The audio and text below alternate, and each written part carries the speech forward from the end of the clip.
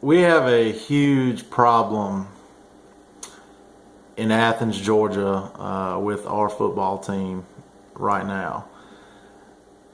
And I've been seeing a lot of videos online with people just really going at Mark Richt. And, you know, I've never made a video ranting about Georgia before.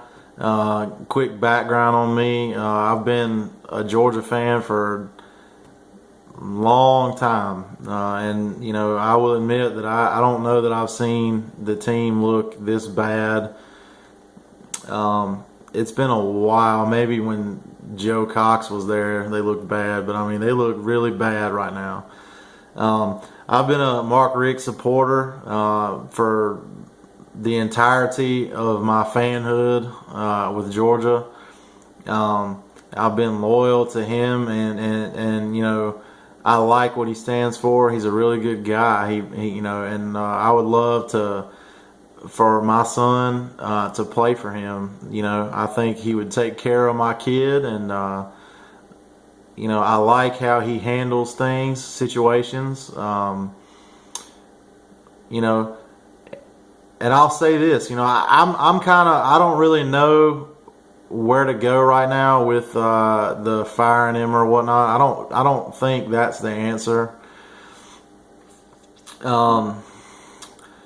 Because, you know, and I know everybody uses these examples, but look at Tennessee. Look what happened to them when they got rid of Fulmer. I mean, that was a disaster. Look at Texas with Mac Brown after he left. Now, you got a lot of people who say Mac Brown left the cupboard bare and it's his fault, but, I mean, I don't know that I truly believe that 100% either. So it kind of terrifies me, the thought of getting rid of him because of what could happen. But I'm going to go ahead and put it out there. I mean, you know, I'm tired of you know, every single year, you know, I go to my friends and I go to all these people and I'm like, you know, hey, we got a chance to be, you know, really special and we got a chance to contend and all this stuff. And every single year, it's just let down after let down. You know, it's frustrating. And I know it's got to be frustrating to Mark Richt. You know, I refuse to believe. People say all the time, oh, he doesn't have any emotion. He doesn't. I refuse to believe that. There's no way you can be a head coach at a level where he's at, in a league that he's in, and not have any emotion or fire for his job. I don't believe that 1 minute. I know he has got to be very passionate about what he does, and he just handles it a different way than other people. You know, I wouldn't be like that.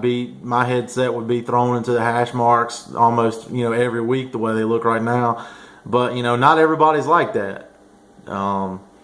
So I don't believe that he doesn't care about winning or losing or anything. I don't believe that.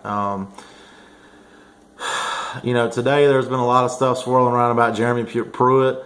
You know, I've heard a lot of things, read a lot of things. You know, I think it would be, unless he did something, I mean, it would have to be really bad. You know, if I hear you know, I'm not going to sit there and put words in anybody's mouth or try to give anybody ideas, but, you know, if he did something illegal or that would, you know, bring the name of the university down, then absolutely. But, I mean, if there's a problem because he is competitive and wants to win and is very loud and outspoken and passionate about that, that's what they need that in Athens, Georgia, okay? We need that.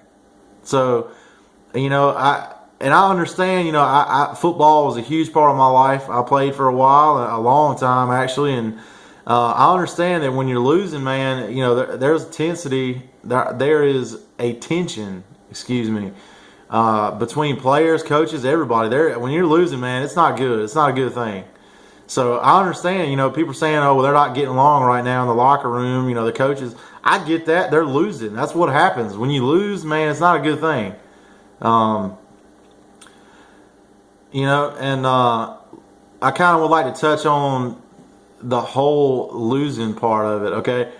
You know, I'm an extremely competitive person. I hate to lose at checkers, man. I don't like losing at anything. And when they lose, man, it throws my week off. My weekend's ruined. Everything. I can't stand to see Georgia lose a football game. I cannot stand it. I hate it. It takes sleep away from me to see them lose. Okay, but it's one thing to get beat. Okay, when you go out there and you lose a game by a touchdown or a field goal or something like that, and you get beat, yeah, that's hard to stomach. That's hard to deal with. But you know what? Hey, we were there. We were there at the end. Okay. But it's a whole different animal to get absolutely humiliated on your own field by Alabama. That is absolutely you cannot try to portray yourself as a premier program and get absolutely dismantled on your own field, no less, by a conference opponent. And you know what? Alabama has a phenomenal football program. They've got, one of the best coaches in the country. But you know what? They're recruiting from the same states and the same country that we're recruiting from. And you can't make me believe that they are that much better as far as the players themselves than Georgia is. Okay? When you go down and you absolutely just lay down and get run over in your own place, there is a problem, okay? And then you go and lose to Tennessee, who at times, and I'll quote Uncle Lou on this, okay? I agree with a lot of things he says. I'm not really on the whole get rid of Mark Richt train, but I agree with him on this. You go to Knoxville and lose to a team that cannot get out of its own way. You blow a 21-point lead, don't score in the second half.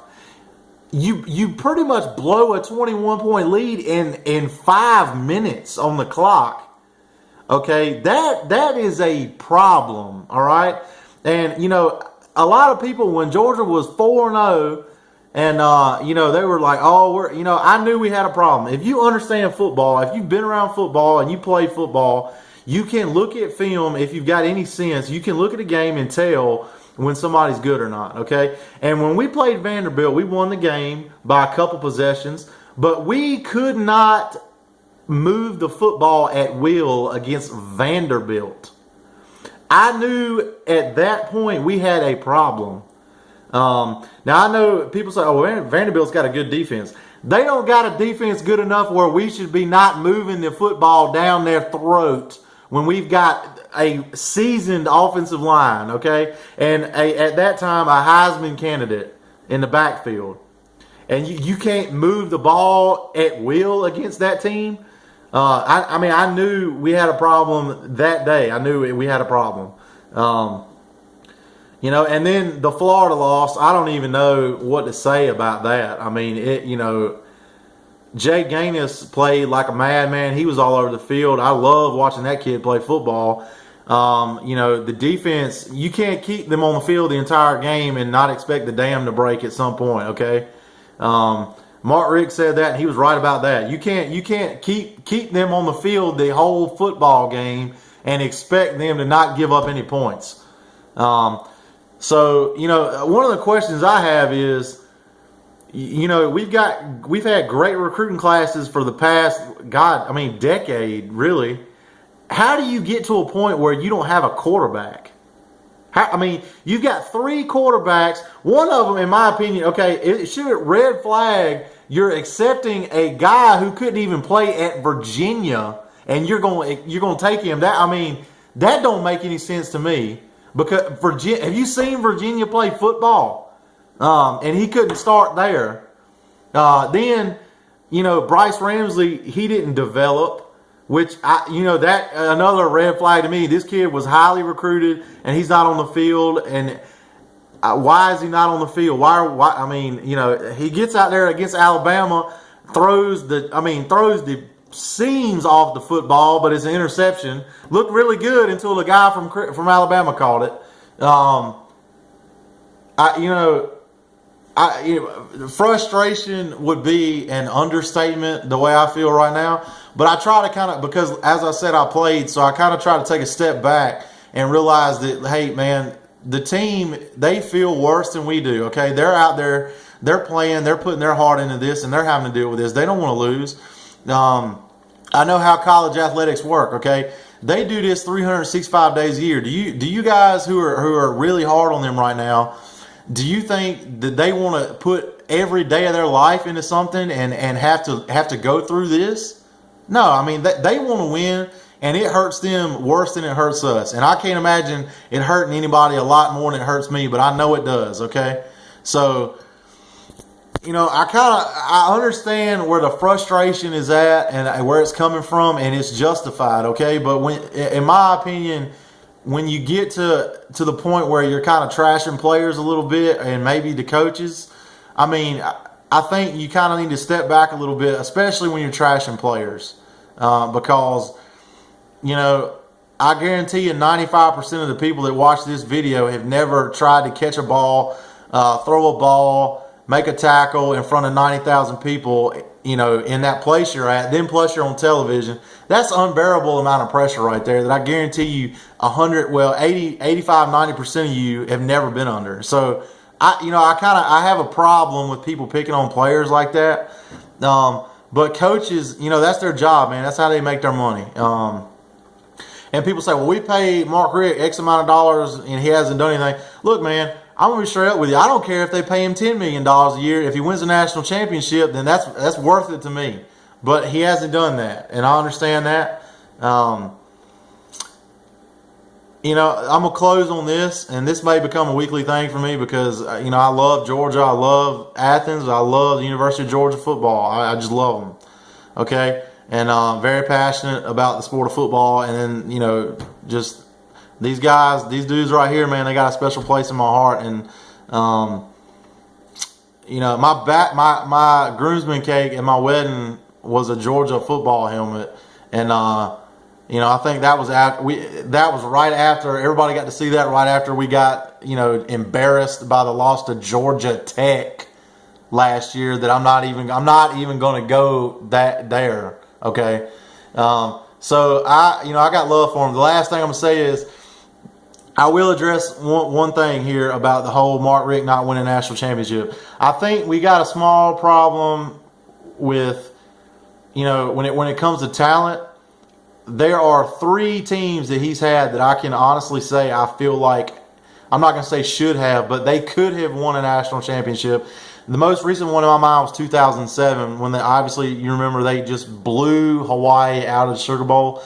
Nobody will ever convince me they were not the best football team in the country that year, and we didn't get it done.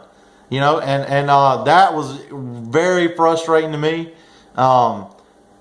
So I hate that what they're going through right now in Athens. I hate it, and I hope that we get it fixed. But I don't think getting rid of Mark Richt's the way to do it. I really don't. And I could be wrong. They could get rid of him at some point and get somebody in there and bring one home. That might happen. But as of right now, I really think people need to kind of lay off him a little bit. All right, go Dogs.